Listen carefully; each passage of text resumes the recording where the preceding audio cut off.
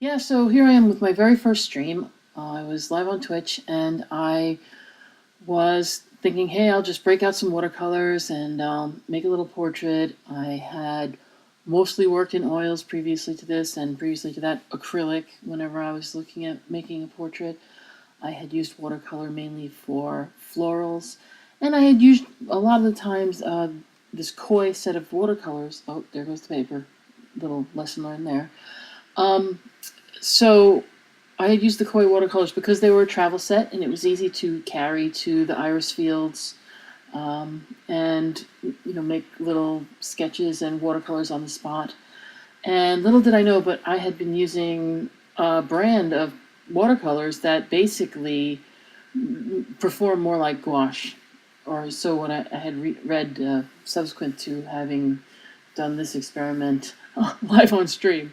I had gone and purchased Winsor Newton's Ultramarine Blue and Burnt Sienna because to me those work really great when I am oil painting, because it goes from a really pale flesh tone to a really pale blue, and in between you get those good grays and blacks and whatever you need.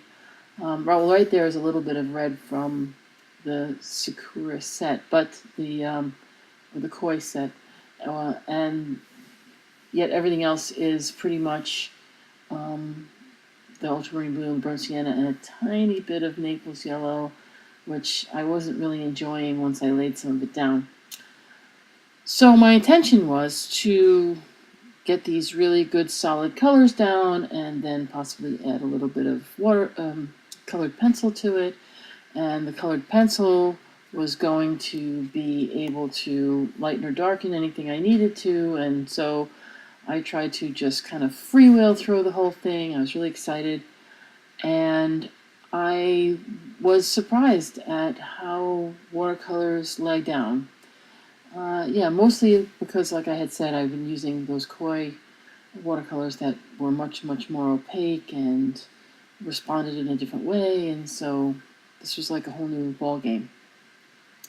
Yeah, and also, it's a strange thing when you stream, because now there's all these idea that you're online, that you've got this camera, you've got this microphone.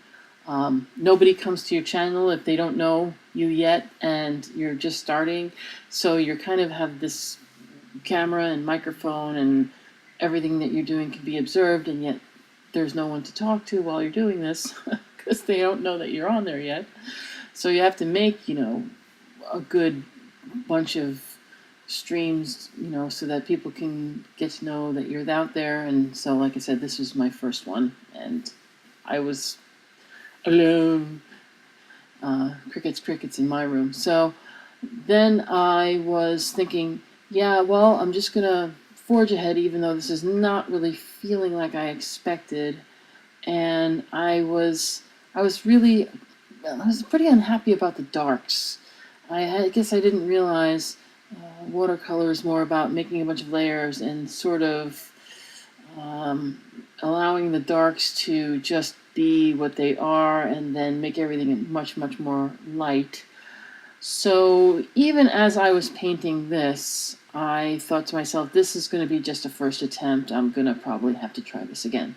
But, it's not unlike me to go ahead and do that if I'm not happy with something. I feel compelled to try it again if I know that I have ideas about how to move forward and change something enough to just make something new again, out of the same subject, or whatever, or this even just the same medium, whatever.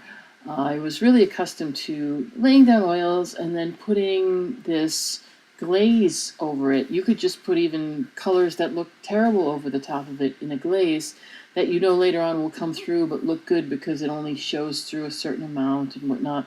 And I kind of thought about doing that with watercolor even before I started this work.